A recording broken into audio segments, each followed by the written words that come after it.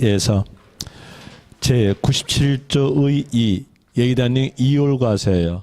이율과세에 대한 내용인데 이 내용은 어떤 내용으로서 법이 만들어져 있냐면 오랫동안 보유하고 팔아라 라는 이유로서 법이 만들어진 것이 바로 이율과세입니다.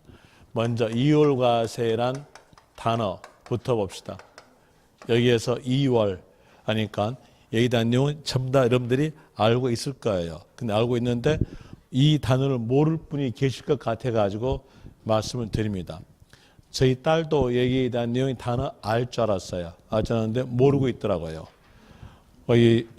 보니까 저희 딸놈이 알바하면서요. 이제 장부 작성있는 모양이에요. 장부 작성할 때 여기에서 이 장부에 대한 내용이 5월달 장부예요. 5월달 장부인데 여기에 적어진 것이 이렇게 계속 이렇게 2월 적어지니까 뭔 5월달 장부에가 2월달이 적어지는 거 이렇게 하면서 저한테 이제 물어본 겁니다.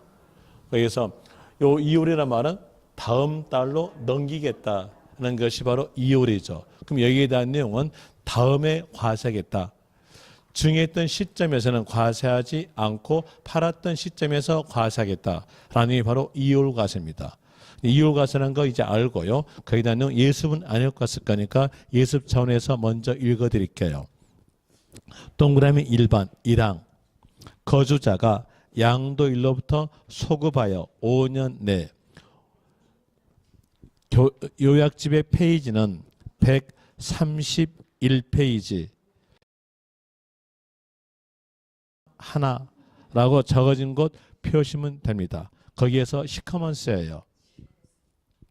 동그라미 1번에서 5년 내라는 단어에다가 동그라미 그 배우자 가로 빼고 연결해서 또는 직계 존 비소로부터 증여받은 토지 동그라미 건물 동그라미 부동산 취득권리 동그라미 가로 빼고 해용권 동그라미에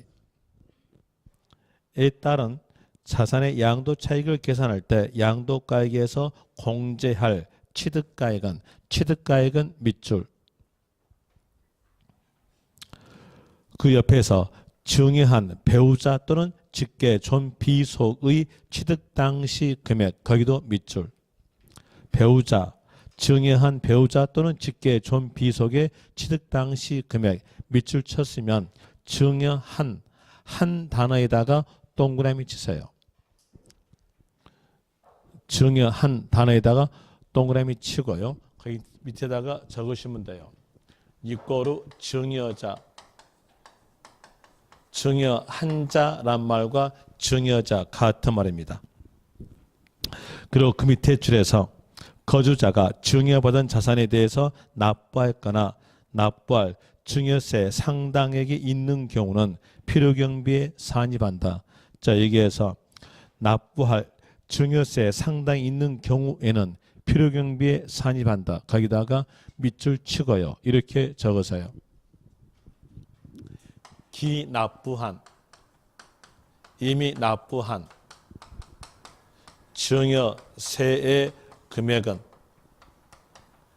필요 경비에 산입된다. 이렇게 적으세요. 기납부한 증여세액은 필요 경비에 산입 적고요. 동그라미 2번 2항에서 다음 각 기역, 니은, 디귿, 호의 어느 하나에 해당되는 경우 제1항을 적용하지 아니한다. 1항을 적용하지 아니한다에다가 적으세요. 이율과세를 적용하지 아니한다.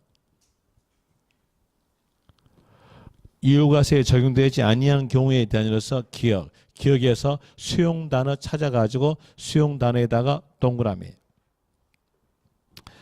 니은에서 1세대 1주택 밑줄 그리고 그 밑에 줄에서 고가주택 밑줄 그 옆에서 가로 빼고 포함한다에다가 동그라미 그리고 D페이지에서 디귿 1항을 적용하여 계산한 양도소득 결정세액이 이 말은 이 내용을 말합니다. 1항이 이율과세였거든요. 이율과세니까 이제 그 내용으로 연결시키면 이율과세를 적용하여 산출한 결정세액이란 말과 같은 말입니다. 그리고 그 옆에서는 1항을 적용하지 아니하고 계산한 양도소득 결정세액 이렇게 나온 거 거기에 대한 내용 이런 뜻이겠죠. 이율과세를 적용하지 아니하여 산출한 결정세액에 대한 내용이고 그리고 적은 경우 했으니까 여기에 대한 내용이 더 크다는 얘기죠. 이런 여로 된 것이 거의 디귿에 대한 내용이었어요. 이제 여기에 대한 내용 예습했으니까 설명드릴게요. 설명드리는데 거기에 대한 내용은 그림 설명한 게 낫습니다. 그래서 그림적으로 설명해 드리겠는데 그 그림에 대한 내용을 공간에다가 적어놓고 보시면 여기에 대한 내용 충분히 이해할 수 있을 거예요. 이렇게 가정합시다. 자, 여기에서 갑이 자기 소유했던 토지에 대한 내용을 20년 보유하고 판다고 하였으면 팔았던 시점에서 20년간의 보유 이득이 일시에 나옵니다. 그러면 누적된 보유 이득이 일시에 나오니까 양도소득세는 크게 나온다는 얘기예요. 양도소득세가 크게 나오니까 이 사람이 20년 동안 보유된 토지에 대한 내용을 팔지 않고요. 그 토지에 대한 내용을 배우자에게 증여합니다. 그럼 배우자에게 증여하게 되면 여기에서 배우자가 증여받고 증여세를 납부하게 되는데 증여세의 세금액을 산정할 때는 배우자 공제가 있어요. 배우자 공제 6억이 있습니다. 그러면 여기 증여했던 시점에서 이 토지가액이 6억이 안 됐거나 6억이 안 됐으면 증여세 납부되지 않을 것이고요. 6억이 초과됐으면 초과된 부분에 대해서 증여세 좀 납부합니다. 이렇게 증여 받아가지고 증여세 납부하지 않았거나 조금 납부하면서 막바로 팝니다. 막바로 팔게 되면 양도가액에 대한 내용과 취득가액이 같겠죠. 막 취득해서 팔았으니까. 그럼 이때에 대해서 양도소득세는 제로가 됩니다. 증여세도 안 내고 양도소득세도 안 내는 이런 상황이 나타나기 때문에 이 상황을 막기 위해서 오랫동안 보유하고 팔아라 라는 겁니다. 만약에 오랫동안 보유하지 않고 팔았다면 예전에 공제해줬던 증여세를 팔았던 시점에서 과세하겠다. 이렇게 나온 것이 이율과세예요. 그러면서 이 오랫동안 기간에 대한 내용이 예전에 30년 전에서는 10년이었어요. 근데 이게 30년 전쯤에서 개정이 돼가지고 5년 내로 갑니다. 5년 내에 팔았다면 예전에 증여세에 대한 내용을 팔았던 시점에서 과세하겠다는 거죠.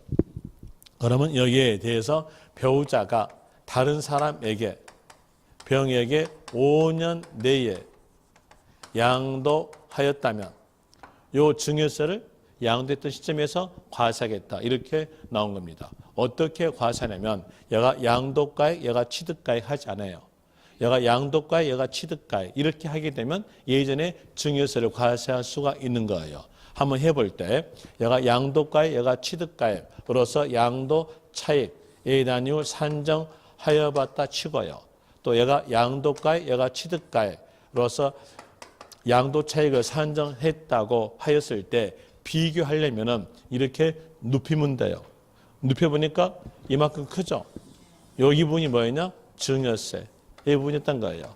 그러면 5년 내에 양도했을 때 취득 시기에 대한 내용은 증여 한자일까요? 받은 자일까요?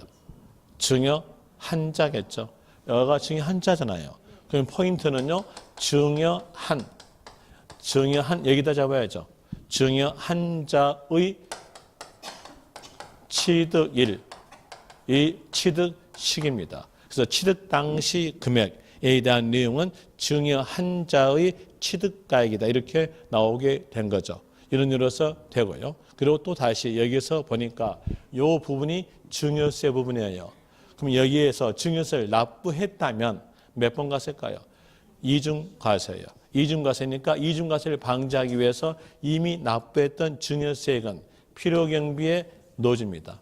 필요경비에 산입한다 이렇게 나와져요.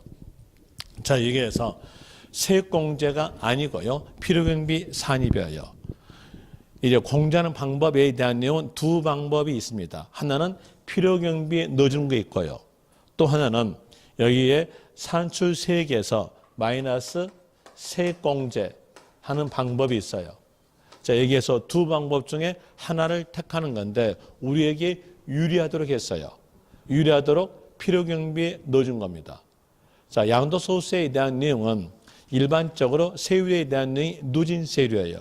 누진세율에 대한 내용은 과세표준 가액이 크면 클수록 세금액이 높게 나온 것이 누진세율입니다. 그러면 어디가 더 유리합니까? 자, 누진세율이면요. 자, 여기에서 있는 게 나을까요? 아니면 여기서 하는 게 나을까요? 우리한테 유리한 건요. 여기서 빼주면요. 여기서 빼주면 얘가 어떨까요? 적게 나오죠. 적게 나오니까 누진세율에 대한으로서 적용할 때 세금액이 적게 나온다는 얘기예요. 그럼 여기에 대한으로서 조심하실 점이 필요경비 산입이지 세액공제가 아니다는 겁니다. 우리에게 혜택 준 거예요. 혜택 주면서 필요경비에 넣어준다 이렇게 나옵니다. 그럼 여기에 대한 내용 조심하세요. 필요경비의 산입이다. 라는 이로써 조심하시면 될 것이고요. 그리고 여기에 대해서 납세 의무자 정해봅시다. 누가 납세 의무자인가? 양도소득세에서 양도란 말은 팔다예요. 그러면 양도소득세 납세 의무자는 판자입니다. 누가 팔았을까요? 배우자. 배우자 팔았죠. 배우자가 납세 의무자다. 배우자가 납세 의무자고 그리고 배우자 본인에게 납세 의무를 지음으로써 배우자끼리의 연대 의무는 없습니다. 배우자끼리 연대 의무는 없다. 연대 의무 없다 이렇게 나오게 되는 거죠. 연대 의무가 없는 것이고요. 그리고 여기까지 하여 볼 때 문제상으로서 출제된 것 본다면 이 이율과세이었을 때 취득 시기에 대한 내용이 여러분 시험에서 3번 출제입니다. 그리고 이미 납부했던 증여세액은 필요경비에 산입된다. 에 대한 1번 출제고요. 그리고 납세 의무자에 대한 내용 배우자였다는 것은 2번 출제고요.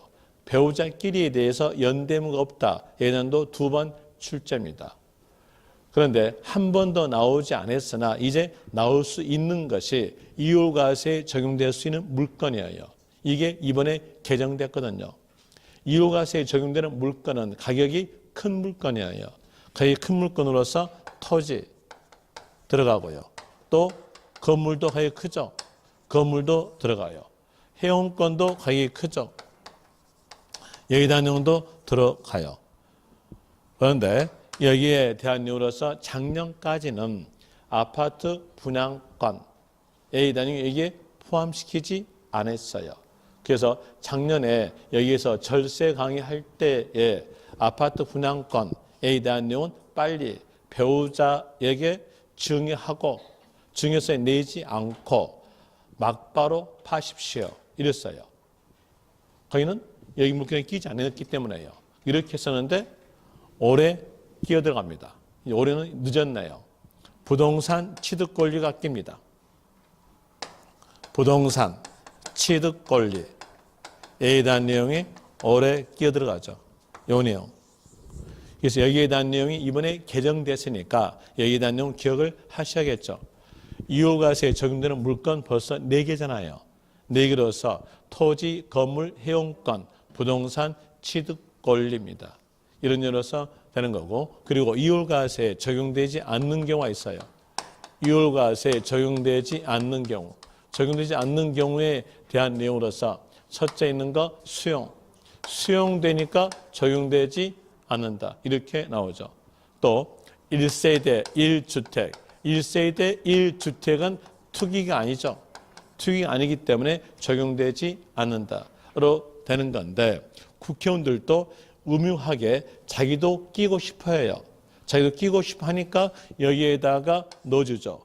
고가 이 넣어져요. 그럼 음흉한 것은 기억하셔야죠. 고가주택 제외. 그러면 맞는 것처럼 보인다는 얘기예요. 하나 아니에요. 고가주택 포함해서 이율과세 적용되지 않는다라는 의미로서 나오는 것이고요. 그리고 또 이율과세 적용하여 산출한 세의 금액이 적용하지 아니한 산출세액보다 적어요. 이율과세 적용했던 것이 적게 나왔으면 적용할 필요가 없는 내용 되겠죠. 그래서 적용되지 아니한다 이렇게 나오게 되는 겁니다. 이 내용으로서 문제상으로서 본다면은 132페이지에서 기출문제 이율과세 적어진 거 이 25회 때 문제 요 문제가 이율과세 전형적 유형이에요. 전형적 유형에 대한 이로서 이걸 변형해서 몇 번 출제가 되었던 건데 이제 전형적 유형으로서 먼저 볼 때 거주자 갑이 2008년에 취득한 건물을 배우자 을에게 2016년 증여한 후 2019년 병역에 10억에 매도하였다. 팔았다는 거죠. 그러면 이제 팔았던 연도는요. 2019년이고요. 그리고 증여받은 연도는요. 2016년입니다. 그러면 5년 내에 팔았죠. 증여받아서 5년 내에 팔았다를 느꼈으니까 이건 이율과세다. 라고 하면서 선다 볼 수 있어요. 선다 보죠. 선다 보니까 1번 납세 의무자는 갑이다. 누가 팔았습니까? 배우자가 팔았잖아요. 그러니까 을로 가야죠. 1번 틀렸고요. 양도소득 금액 계산 시 장기 보유 특별 공제가 적용된다. 여기에서 장기 보유 특별 공제에 대한 내용으로서 살펴보는데 이 뒷페이지 옆 페이지 오른쪽 페이지 보시면 장기 보유 특별 공제 가지고 거기에서 보유 3년 이상 적어졌죠. 보유 3년 이상이었을 때에 적용이 됩니다. 그러면 보유니까 보유 기간 계산에 대한 내용으로서 보면은 보유란 말은 소유란 말과 같은 말이에요. 소유는 취득하였어야 소유될 것이고 팔 때까지입니다. 그럼 이제 취득 날짜를 잡아야죠. 이율과세에 적용됐을 때 취득 날짜는 증여한자예요. 그럼 이 문장에서 증여한자는 갑이죠. 갑이니까 2008년 판 연도는요. 팔았던 연도는 2019년. 그럼 여기에 대한 내용 3년 넘었죠. 3년 넘었으니까 장기 보유 특별 공제가 적용된다. 맞고요. 그리고 3번에서 양도가액에서 공제할 취득가액은 8억이다. 취득가액이란 말은 취득 시기의 가액이란 말과 같은 말입니다. 그러면 취득 시기에 대한 일로 볼 때에 2008년이 취득 시기죠. 그럼 그때 가액은요. 3억, 8억 틀렸죠. 그 다음에 4번에서 을이 납부한 증여세는 세액공제한다. 이미 납부했던 기납부했던 증여세는 세액공제가 아니라 필요경비 산입. 4번 틀렸죠. 그리고 5번에서 각과 을이 연대 의무진다. 연대 의무가 없어요. 왜? 배우자끼리니까요. 배우자 본인에게 납세 의무를 지음으로써 배우자끼리의 연대 의무는 없는 겁니다. 그런 의미로서 5번도 틀렸고요. 자, 이렇게 해서 이율과세까지 살펴봤고요. 그리고 이제 여기에 대한 내용으로서 양도가액에서 필요경비 빼면 양도 차익 나와요. 그리고 차장소를 했죠. 그러면 차익에서 장기 보유 특별공제를 빼주면 소득 금액 나옵니다. 차익을 산출했다 치고요. 차익에서 장기 보유 특별공제를 빼겠죠. 차장. 장기 보유 특별공제갑니다. 장기 보유 공제에 대한 내용은 바로 옆 페이지 133페이지에서 밑에 있는 동그라미 1번 장기 보유 특별공제 나오는데 이 내용도 문제가 자주 나온 부분이에요. 자주 나온 부분이니까 별 표시 하나 하십시오. 그리고 개정은 작년에 되어 있었으나 올해부터 시행된 내용이 있어요. 그렇기 때문에 이 내용을 기억을 하셔야 돼요. 자, 먼저 장기 보유 특별 공제 단어부터 봅시다. 단어 볼 때 장기 보유 공제란 말과 특별히 공제 요 두 단어가 합쳐진 단어예요. 요 두 단어가 합쳐진 단어니까 장기 보유 특별 공제의 조건, 요건에 대한 내용은 and 요건입니다. and 조건이에요. 거기에서 먼저 장기 보유 공제부터 봅니다. 자, 여기에서 장기 보유 공제에 대한 내용은 오랫동안 보유하고 팔았으면 양도 차익 안에가 물가 인상분이 있으니까 물가 인상분을 공제하겠다라는 의미로서 나온 것이 장기 보유 공제로서 몇 년 보유하고 양도했을 때 공제하겠다라는 내용의 보유 기간을 주겠다는 뜻이었어요. 보유 기간에 대한 내용은 3년 둡니다. 보유 3년에 두는 것이 바로 장기 보유 공제. 그리고 특별히 공제. 특별히 공제는 이런 뜻이에요. 부동산을 팔게 되면 이 부동산에 대한 양도소득세에 대한 내용이 1억 5천 이 정도는 보통 나옵니다. 1억이라 할지 5천만 원은 보통으로 나오니까 자 여기에서 양도소득세를 납부할 바에는 나는 안 팔아 그래요. 안 판다. 판다가 바로 공급이죠. 안 파니까 공급은 줄어요. 팔다의 반대말은요. 사다. 사다가 수요죠. 공급과 수요는 정반대로 갑니다. 그럼 여기에서 살 물건은 없고요. 살 사람이 많게 되면 가격은요 올라갑니다. 부동산 가격이 상승한다는 역효과가 있어요. 양도소득세를 징수함으로써 부동산 가격이 상승한다는 역효과가 있기 때문에 팔아란 유도책으로 나온 것이 특별히 공제예요. 팔아라라는 유도책으로서 부동산 경기의 부양책입니다. 부동산 경기의 부양책의 일환으로 나온 것이 특별히 공제. 그럼 이 두 단어가 합쳐진 단어니까 조건은요. and 조건으로 되죠. 그럼 and 조건에 대한 내용이니까 여기에 대한 내용으로서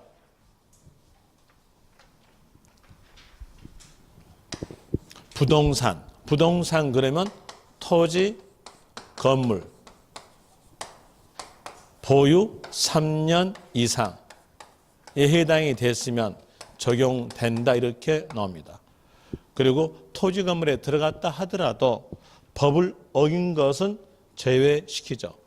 법 어긴 것에 대한 내용이 바로 미등기죠. 미등기는 포함되지 않는다 이렇게 돼요. 그리고 또 투기적 내용도 제외시킵니다.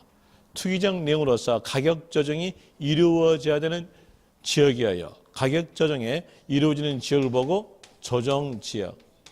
조정지역 내에 1세대 2주택, 1세대 2주택 이상으로서 할증 세율이 적용되는 세율이 높게 적용되는 그 주택 할증 세율 적용되는 주택에 대해서는 포함시키지 않는다. 제외된다 이렇게 나옵니다. 그럼 여기에서 이 내용 기억하셔야 돼요. 이 내용이 작년에 개정된 내용입니다. 작년에 개정된 내용인데 여기에 대한으로서 기억할 때는 이렇게라도 기억하시면 돼요. 조정지역 이 말이 있고요. 주택이라는 단어가 있다면요. 그 말은 뭘로? 제외. 이러시면 돼요. 그러면 이 두 단어 중에서 하나라도 빠지면 그때는 장기 보유 특별공제 적용이 된다. 이러시면 되겠죠. 예를 들어서 1세대 2주택 이렇게 나왔으면요. 자, 조정적이란 말 있어 없어요? 없잖아요. 없으니까 그 경우에 대한 내용은 주택이잖아요. 주택이니까 건물이에요. 건물로서 포함이 된다. 또 1세대에 3주택 이 나와도 보유 3년하고 양도했으면 적용이 된다. 이런 겁니다. 또 다시 볼 때 조정지역 내에 비사업용 토지다. 이랬으면 어떨까요? 주택 빠졌죠? 빠졌으니까 토지잖아요. 토지가 어디에 포함이 된다. 이래 갑니다. 이제 포인트 잡았죠? 포인트에 대해서 조정지역이라는 단어와 주택 단어가 둘 다 있으면 그 말은요. 제외. 이렇게 구별하시는 것이 더 훨씬 편하시겠네요. 이런 예로서 하시면 될 것이고요. 그리고 또 4년 전에 여기에 하나가 끼어들어갑니다. 하나 끼어들어가는 것이 입주권이 끼어들어가요. 입주권이 끼어들어가는데 왜 여기에서 입주권이 끼어갔냐 하면 이 입주권의 뜻이에요. 의미예요.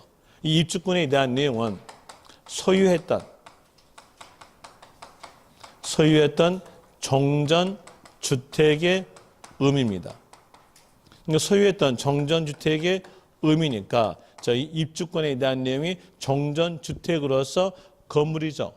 건물이니까 포함시키겠다. 이렇게 법이 신설되면서 개정된 겁니다.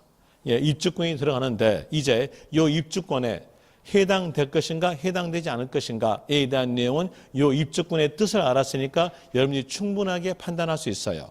한번 적어볼게요. 여러분 판단해 보세요. 조합원으로부터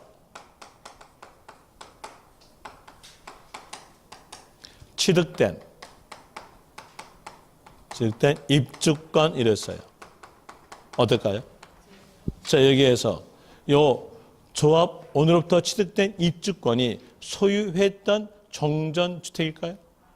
아니죠. 아니니까 요 조합원으로부터 취득된 입주권은 요 입주권에는 포함되지 않는다. 제외된다. 이렇게 나와져요. 아시겠죠? 요 내용으로서 이제 제외된 걸 뺀 나머지의 토지 건물 입주권을 보유 3년 하고 양도했으면 장기 보유 특별공제 적용이 됩니다. 자, 그 내용으로서 요약집 보죠. 요약집 보니까 동그라미 1번 조건 나오죠. 조건에서 토지 건물 그리고 미등기는요. 제외 1세대 2주택 이상으로서 조정지역 내 주택 양도. 자, 보니까 조정지역이란 단어와 주택 단어 두 개 다 있죠. 있으니까 제외로 되겠죠. 그리고 또 보유 몇 년? 3년 이상. 토지 건물로서 보유 3년 이상 되었으면 적용이 되는 겁니다. 어디까지 포함해서? 입주권을 포함해서요. 그런데 입주권 가로에서 적어진 것이 조합원으로부터 취득된 것은 입주권에 넣지 않겠다. 제외되겠다. 이렇게 나오죠. 이게 나와지면서 뒤로 가볼 때에 이제 토지 건물 입주권에 해당이 되었으면 보유 3년이었을 때 장기 보유 특별공제가 적용이 되는데 그때 금액 산정으로서는 양도 차익에다가 보유기간별 공제율을 곱한다. 이런 내용으로서 되는데 이제 양도 차익 옆에 있는 가로 보세요. 가로 볼 때 입주권을 양도하는 경우 관리처분 계획 인가 전 주택분의 양도 차익으로 한정한다. 자, 여기에서 왜 관리처분 계획 인가 전 양도 차익 이렇게 전자가 나올까요? 전자 나왔던 원인이 뭐였어요? 이거잖아요. 그래서 이 입주권은요 어떤 역할을 했어요? 소유했던 정전주택이잖아요. 소유했던 정전주택이니까 관리처분 인가 전 양도 차익에 한정한데 나와야죠. 그럼 거기서 포인트가 뭐였을까요? 전자가 포인트겠죠. 이런 이유로서 되는 것이고 그리고 이제 양도 차익에다가 보유기간별 공제율을 곱해서 산정합니다. 여기서 조심하실 점 양도 차익에다가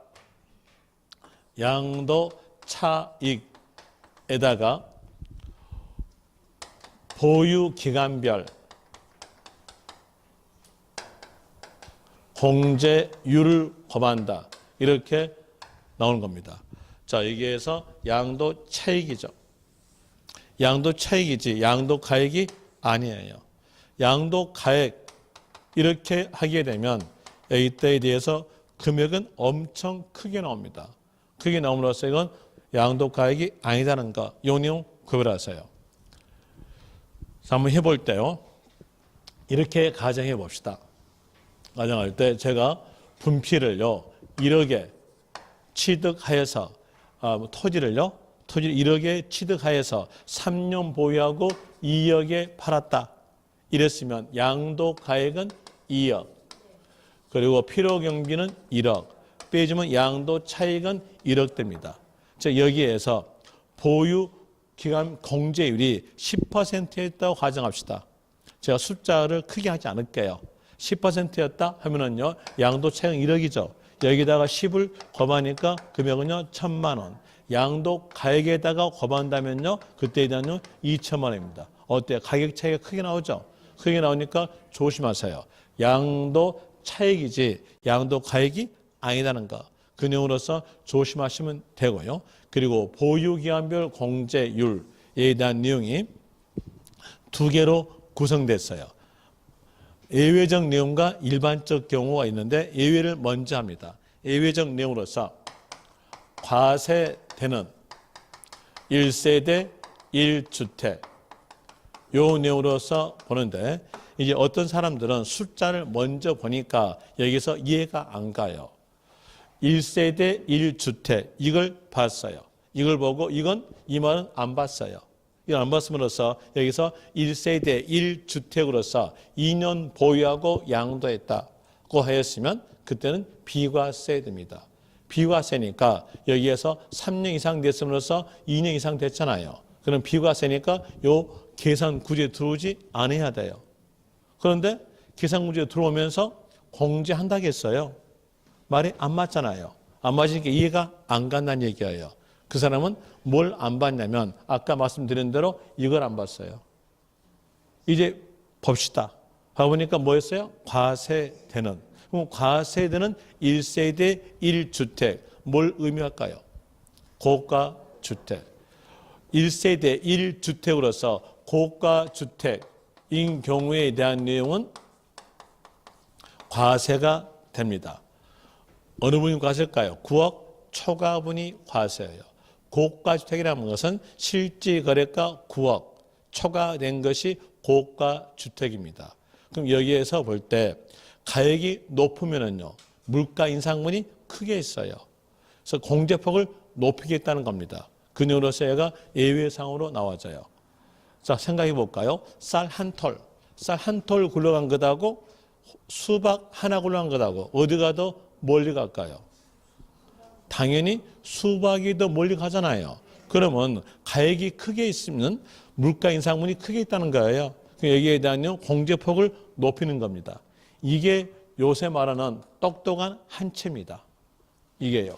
공제폭을 크게 주니까요. 자, 여기에서 3년 이상부터 시작하니까 3년 이상부터 1년 증가 시마다 8%씩 증가됩니다. 이 말은 보유기간별 공제율이 했으니까 보유기간에 대해서 나온다는 얘기죠. 이상 앞에 있는 숫자에다가 8을 곱한다는 얘기예요. 그럼 3년 이상에서 4년 미만이었으면 이상 앞에 숫자 3에다가 8을 곱하니까 양도 차익 곱하기 24% 됩니다. 또다시 7년 이상에서 8년 미만이었다 하면 이상 숫자 앞에 7에다가 8을 곱하니까요. 56% 됩니다. 10년 이상이었다. 그럼 10년 이상이었으면 이상 앞에 숫자 10에다가 8을 곱하니까 양도 차익 곱하기 80% 공제율이 적용되는데 이렇게 나와져요. 어때요? 똑똑한 한 채죠. 10년 이상 보유하였고 팔았으면요. 장기부익 공제 80% 공제되거든요. 그러면 양도 차익에서 20%만 과세하거든요. 똑똑한 한 채란 말이 신문에서 많이 나온 게 요 내용 때문에 나온 겁니다. 나와졌고 그리고 이걸 제외한 나머지의 토지, 건물, 입주권에 대한 내용이니까 일반적 경우에 대한 으로서 1세대 2주택, 3주택, 4주택, 비사업용 토지, 상가 건물, 나대지 이런 내용들은 일반적 경우로서 원칙갑니다. 원칙에 대한 내용으로서 여기도 3년 이상부터 시작하니까 3년 이상부터 1년 증가 시마다 2%씩 증가합니다. 2%씩 증가된다. 이렇게 나왔으니까 이상 앞에 숫자에다가 2를 곱하는 거예요. 그럼 3년 이상에서 4년 미만이었으면요. 이상 앞에 숫자 3에다가 2를 곱하니까 6%로 될 것이고, 그리고 또 9년 이상에서 10년 미만이었으면 그때에 대한 내용 이상 앞에 숫자 9에다가 2를 곱하니까 양도 차익 곱하기 18%로 되겠죠. 그리고 15년 이상이었다. 15년 이상이었다고 한다면 그때에 대한 내용 이상 앞에 숫자 15에다가 2를 곱함으로써 양도 차익 곱하기 30%가 적용된다 이렇게 나와져요. 이제 여러분들은 기억하실 것으로서 과세대는 1세대 1주택 이렇게 나왔다면 그때는 10년 이상일 때 양도 차익 곱하기 80%. 이걸 제한 나머지의 토지, 건물, 입주권에 대해서는 양도 차익 곱하기 30%. 이 내용을 기억하시면 됩니다. 그리고 이제 그 밑에서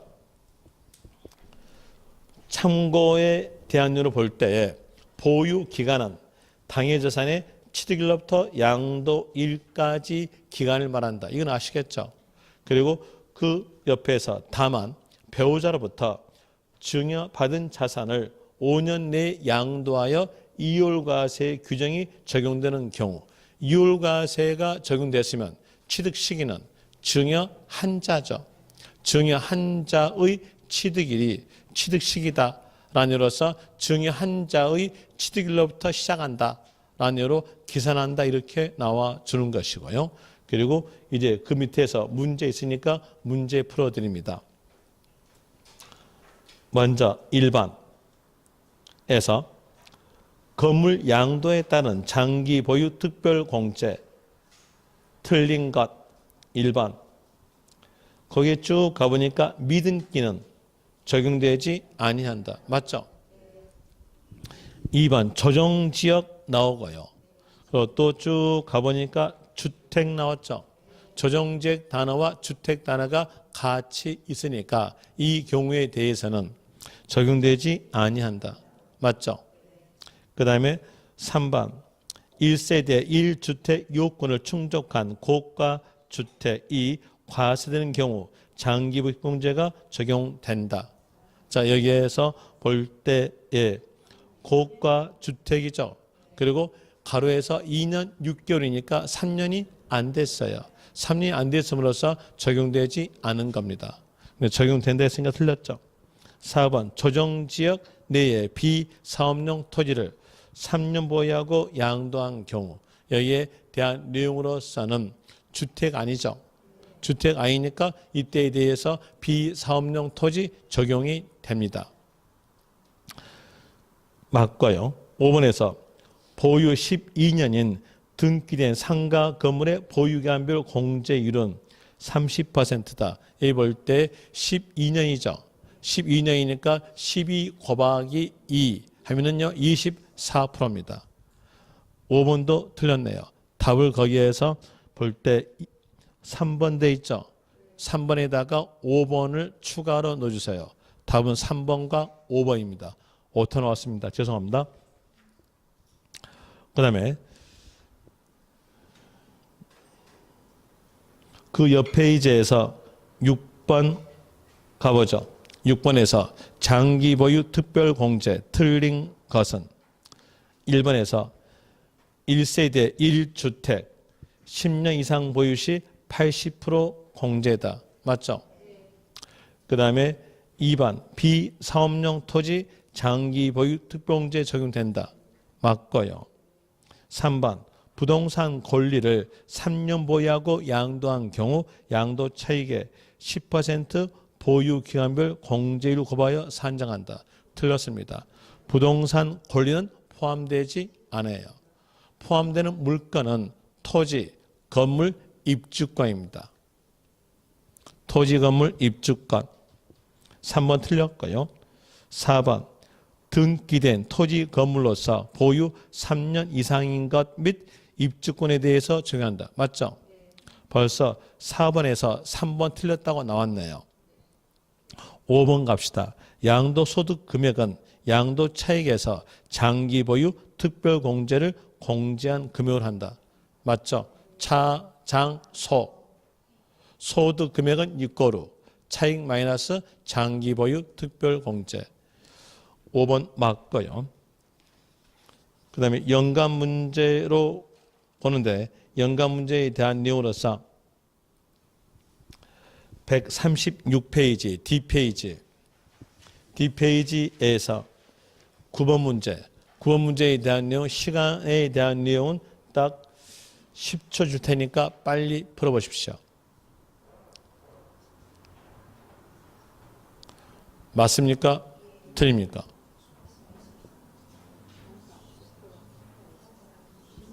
이 내용 틀린 겁니다. 왜 틀렸냐면 아까 조심하시랄 것 조심 안 하신 분입니다. 양도소득세가 과세되는 1세대 1고가주택의 장기보유 특별공제는 3년 이상 4년 미만인 경우 양도가액의 24%다. 숫자 24%는 맞아요. 양도가액이 아니라 차액입니다. 10년 이상인 경우 양도가액이 80%가 아니라 양도 차익의 80%입니다. 작년에서도 여기에 대한 내용 똑같게 여러분들한테 풀어보라고 했어요. 그런데 거기다 여기에 대한 내용 틀렸죠. 아니나 다를까 이제 작년 시험에서 나온 것이 건축물을 신축하여 5년 내에 양도하여 취득가액을 환상가로 적용된 경우 산출세의 금액의 5%를 결정세액에 더한다. 이렇게 나왔어요. 이렇게 나왔을 때 여기에서 5%요 숫자는 맞게 주어졌어요. 맞게 주어졌고 뭐가 틀렸어요? 산출세액이 아니에요. 환상가로 왔어요. 세법은요 이런 내용을 자주 문제 유형으로 사용합니다. 여러분들이 세법에 대한 내용은 숫자가 많이 나온다. 그러니까 숫자는 무조건적으로 외워야 된다. 이렇게 하기 때문에 숫자적 내용은 그대로 맞게끔 놔둡니다. 그럼 숫자가 맞잖아요. 숫자가 맞으면은 이제 숫자에 대한 두려움이 있거든. 두려움이 있으니까 요 숫자에 대한 맞으니까 요 문장은 다 맞아. 라고 확정 지어져요. 확정 지어 놓고 시험장 나와서 보니까 틀렸다는 내용이 나옵니다. 이런 것을 막기 위해서요. 여기서 숫자적 내용 외우지 마시고요. 숫자 앞에 있는 단어를 먼저 보세요. 이게 문제 푸는 요령이에요. 숫자 앞에 있는 단어가 맞았다면 그 다음에 숫자 보는 겁니다. 그 숫자 앞에 있는 단어가 틀렸다면 그 문장은 아예 숫자도 보지 마시고 틀렸다 이렇게 하시면 돼요. 그런 이유로서 구별을 하시라고 그 내용으로서 9번 문제를 넣어준 거예요. 그 다음에 또 다시 4가로에서 양도소득 과세 표준 나오죠. 맨 밑에. 자 거기에서 양도소득 금액 마이너스 기본공제는요. 소기과표. 과세 표준 나오죠. 소득 금액까지 산출했으니까 기본공제 보는 겁니다. 기본공제 보는 건데 자 여기서 기본공제에 대한 내용은 인적공제 역할이에요. 인적공제 역할이니까 연 250만 원 공제한다. 이렇게 나와주는데 여기에서 250만 원 숫자가 나왔던 원인에 대한 내용은 국가에서 최저급빈층에게 매월 23만 원 돈 보호자입니다. 그럼 매월 23만 원 돈 보호자니까 연으로 따지면요. 250만 원 되겠죠. 250만 원 숫자가 이렇게 나오는 건데 어떤 사람은 여기에서 연 이렇게 하니까 10년 보유하고 양도하였으면 10년 곱하기 250만 원이니까 2,500만 원 공제하겠다라고 생각하는데 그건 아닙니다. 이 연에 대한 내용은 보유기간 연이 아니에요. 이 연은 과세 기간의 연을 말합니다. 소득세에서 과세 기간은 1월 1일부터 12월 31일이에요. 그럼 1월 1일부터 12월 31일 사이에 팔았다면 250만 원 공제하겠다. 이 내용입니다. 10년 보유하고 팔았다면 1월 1일부터 12월 31일 사이에 파니까 250만 원 공제하겠죠. 또 하루 보유하고 팔더라도 1월 1일부터 12월 31일 사이에 파니까 250만 원 공제되는 거예요. 이제 이 내용에 따라서 알 수 있는 것은 기본 공제는 보유 기간과는 관계가 없다는 거예요. 보유 기간과는 무관하다. 이런 내용으로서 나오게 되겠죠. 교재 없는 내용으로서 거의 요약집에다 적어놨어요.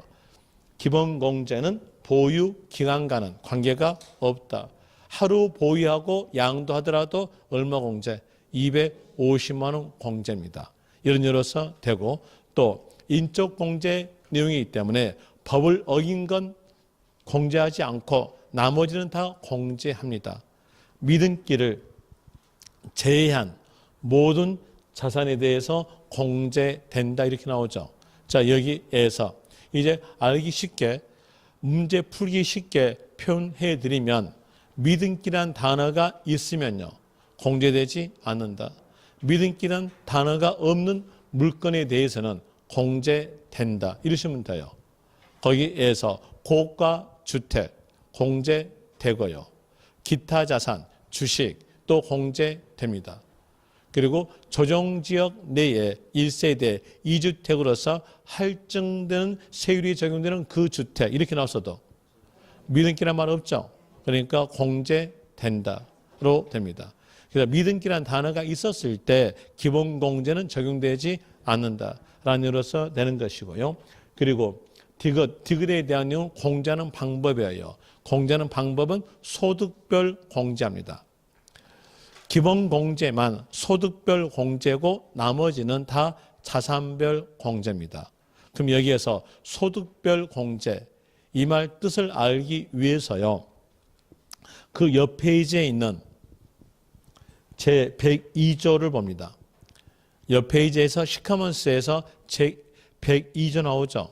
거기에서 1항 동그라미 1번 먼저 읽어드리는데 양도소득 금액은 다음 각 기역, 니은, 디귿의 소득별로 구분하여 계산한다.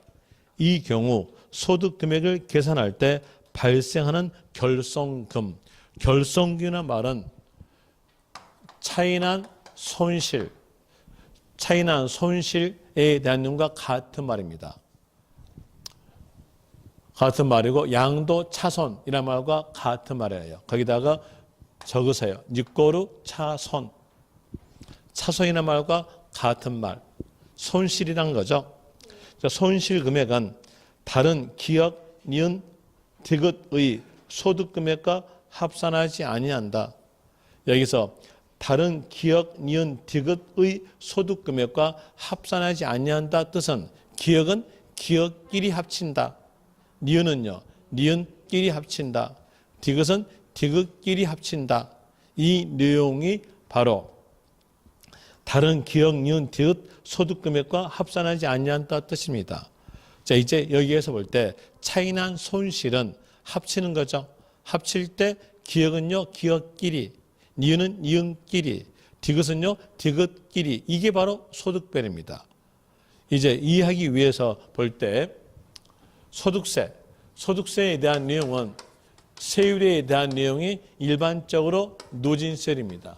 그럼 누진세율에 대한 내용은 합쳤을 때 적용되는 것이 뭘까요? 누진세율이에요. 그럼 여기에 대한 내용 알고 이렇게 가정합시다. 1과세 기간 내에서 1월 1일부터 12월 사람이 토지 하나 팔았을 때 양도 차익 나왔어요. 또 동일 과세 기간 내에서 하나를 더 팔았어요. 그랬을 때 양도 차익 나왔다면 이 두 개를 어떻게 해요? 합쳐야 돼요. 뭘로 적용되니까? 누진세율 적용되니까요. 그래서 합친다 이렇게 되죠. 또 다시 여기에서 하나 팔았는데 양도 차익 나오고 또 하나 팔았는데 양도 차손 나왔다. 이 경우에서는 합치지 않는다 이렇게 한다면요. 이때에 대해서는 형평성이 어긋나죠. 형평성이 어긋나니까 양도 차손이 나타나는 경우도 합칩니다. 합친다는 거죠. 합치는 방법으로서 가는 거죠. 합치는 방법에 대한 내용으로서 이제 뒤에서 보시면 아시겠으나 부동산에 대한 내용의 세율 구조는 일반적으로 누진세율 구조입니다. 그리고 주식에 대한 내용의 세율 구조는 비례세율 구조예요. 자, 여기에서 부동산과 주식을요 합칠 수 있을까요? 세율 구조가 다르기 때문에 합칠 수가 없어요. 부동산은 부동산끼리 합쳐요. 주식은요 주식끼리 합친다. 이 내용이 바로 소득별입니다. 그러면 내용 볼 때에 저기에서 기억 보세요. 기억 보니까 토지, 건물, 부동산 권리니까 부동산 그룹이죠. 그리고 뒷페이지 폈다가 잠시 뒷페이지 폈다가 다시 와보죠. 뒷페이지에서 141페이지 141페이지 맨 위에 보시면 기타 자산은 보유기간에 관계없이 6%부터 42%의 누진세율 되어 있죠. 그러면 이 기타 자산에 대한 내용은 어느 그룹에 끼어들어갈까요? 다시 앞페이지 와보세요. 앞페이지 와보니까 기업 그룹에 들어가죠. 부동산 그룹에 낀다는 얘기예요. 그래서 부동산 그룹에 기타 자산이 끼어 들어갑니다. 주식은요. 주식끼리 따로 해져요. 이 내용이 바로 소득별이죠. 자, 이제 그 내용까지 알았으니까 다시 앞페이지 오셔서 137페이지 오셔서 맨 위에 보세요. 맨 위에서 교재 없는 내용 적어놨어요. 다음의 소득별이란 A끼리 소득별, B끼리 소득별, C끼리 소득별을 말함으로써 자산별이 아니다. 기본 공제만 소득별 공제입니다. 나머지는 다 자산별이고요. 그 소득별에 대한 내용은 끼리끼리다. A는요 부동산 그룹끼리죠. B는요 주식 그룹끼리, C는요 파생 상품 그룹끼리 해서 각각 250만 원 공제한다. 이게 바로 소득별입니다. 그리고 그 밑에서 점 나오죠. 점 나온 거 보니까 한 문장으로서 5줄이에요. 그 5줄을 전부 다 기억할 수 없으니까 여기서 기억하는 것은 끝에 있는 내용 순서대로 공제다. 이걸 기억하세요. 순서 공제. 자, 그러면 거기에서 설명드릴 때에 자, 여기에서 1과세기간 내에서 1월 1일부터 12월 31일 이 사이 기간 내에서 토지 하나만 팔았어요. 그러면 얼마 공제할까요? 부동산 그룹 들어가죠. 그러니까 250만 원 공제입니다. 다시 이 동일 과세 기간 내에서 하나 팔고 또 아파트 분양권 팔았어요. 이랬으면요. 여기에 대해서 얼마 공제? 부동산 그룹 들어갔죠. 부동산 그룹이니까 250만 원 공제입니다.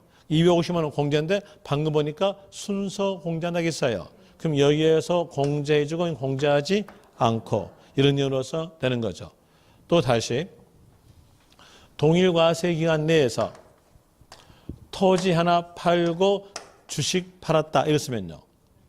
여기에 대한 이유로서 여기 그룹에서 250만 원 공제, 여기 그룹에서 250만 원 공제 해가지고 총괄 500 공제됩니다. 그리고 다시 여기에서 토지 하나 팔고 주식 팔고 동일 과세 기간 내에서 파생 상품 하나 다 팔았어요. 얼마 공제일까요? 750만 원 공제 이렇게 나옵니다. 이런 내용으로서 순서 공제다. 이런 내용의 뜻이었고요. 그리고 또 거의 오른쪽 칸 보세요. 오른쪽 칸 보시면 주의 나오죠. 주의에서 당해 연도에 발생한 양도 차손은 다음 연도로 이율되지 않고 당해 연도에 소멸됨. 자, 여기에서 왜 다음 연도로 넘기지 않냐면 언제 팔지 모르니까. 여러분의 부동산을 여러분들이 언제 팔지 압니까? 언제 팔지 알았다면 언제 팔아야 됐었냐면 작년 8월 이전에 팔았어야 돼. 그래야 가격이 좀 높게 받았을 거 아니에요. 빨리 팔리고요. 그럼 여기에 대한 언제 팔지 모르니까 양도 차손에 대해서 다음 연도로 넘길 수가 없다는 얘기예요. 못 넘깁니다. 거기다 또 적으세요. 밑에다가 적는 것은 이 내용을 적으시면 돼요. 부동산, 임대업에서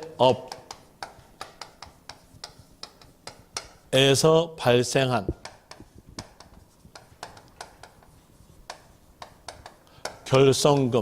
결성금이 곧 차손이죠. 결성금은 다음 연도로 2월 공제된다. 다른 소득과 요 결성금에 대한 합쳐요. 합쳐서도 결성금이었어요. 그럼 마이너스 금액이었어요. 그럼 그 마이너스 금액은요, 다음 연도로 넘어갑니다. 왜 넘어갈까요? 부동산 임대업 그랬죠. 이건 사업이죠. 사업은 계속성이에요. 계속하는 것이니까 다음 연도로 넘어갑니다. 양도는 어쩌다가 한 번 파는 거잖아요. 어쩌다 한 번 파는 거니까 다음 연도 넘길 수가 없는 거고요.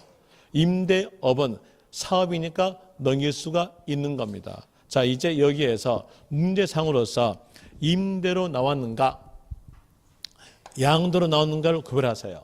구별하셔가지고 양도로 나왔다면 다음 연도로 넘기지 못한다. 임대로 나왔으면 다음 연도로 2월 공제된다. 이런 의미로서 나옵니다. 그러니까 또 다시 여기에서 이제 토지에 대한 내용을 양도하고 또 주식을 동일 과세기간 내에서 양도하였을 때 토지에서 양도 차손, 주식에서 양도 차익, 그건 두 개를 합칠 수 있다 없다? 합칠 수가 없어요. 왜 그러겠습니까? 끼리끼리죠. 부동산은요, 부동산끼리, 주식은요, 주식끼리 이렇게 가기 때문에 합칠 수가 없는 겁니다. 그런 이유로서 되는 것이 거기에서 제101조의 1항에 대한 내용이었어요. 그리고 또 니을 갑시다. 니을에서 국외 자산은 국내 자산과 별개로 기본공제 적용된다. 자, 여기에서 기본공제는 거주자에 대해서 적용하는 거죠. 거주자에 대해서는 국내 소득, 국외 소득, 모든 소득에 대해서 납세 의무를 부여합니다. 국외 소득에 대해서 납세 의무는 거주자는 국내 5년 이상 주소를 둔 자예요. 그러면 국외 소득에 대해서도 과세하기 때문에 국외 소득에 대한 내용이 거주자에 대한 이유로서 별도로 공제가 된다. 이렇게 나와져요. 거기다가 적으세요. 그 옆에 칸에다가 적는 것은요, 이걸 적으세요. 적는 것은 장기 보유 특별 공제는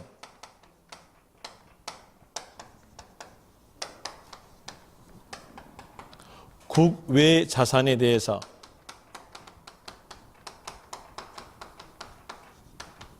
적용되지 아니한다. 적용불. 이렇게 적으세요. 장기 보유 특별 공제는 국외 자산에 대해서 적용되지 아니한다. 이렇게 적으시면 됩니다. 그럼 왜 적용되지 않는가 봅시다. 어디에 대해서요? 국외 자산에 대해서요. 이 볼 때 이 장기 보유 특별 공제를 적용시켜주는 목적이 뭐였을까요? 부동산 경기 부양책. 그러면 그 나라의 부동산을 우리나라가 부양시킨다? 그렇게 우리나라가 강대국일까요? 아니에요. 미국한테요, 엉덩이 채이고요. 그리고 일본한테 옆구리 주심 당하고요. 그리고 중국한테 빰 맞는 이런 나라예요. 그러니까 거기에서 국외 자산에 대해서 간섭할 필요가 없겠죠. 그래서 장기 보유특별공제는 적용되지 아니한다. 이런 이유로서 됩니다. 그리고 또 니을 밑에 있는 가로에 대한 내용은 모르셔도 됩니다. 모르셔도 된 내용을 왜 요약집에 적어놨냐라고 또 말할 것 같으니까 말씀을 드릴게요. 강의 들으시라고요. 강의 안 들은 사람과 강의 들은 사람과의 형평성을 맞춰주기 위해서요. 강의 안 들은 사람은 공부량을 더 많이 해야 돼. 그렇게 하기 위해서 거기다가 적어준 겁니다. 이제 여러분들은 강의를 들었으니까 가로에 대한 내용 버리시면 돼요. 문제 안 나올 거니까요. 그리고 거기에서 기출문제에 대한 내용은 10분 쉬었다가 풀겠습니다.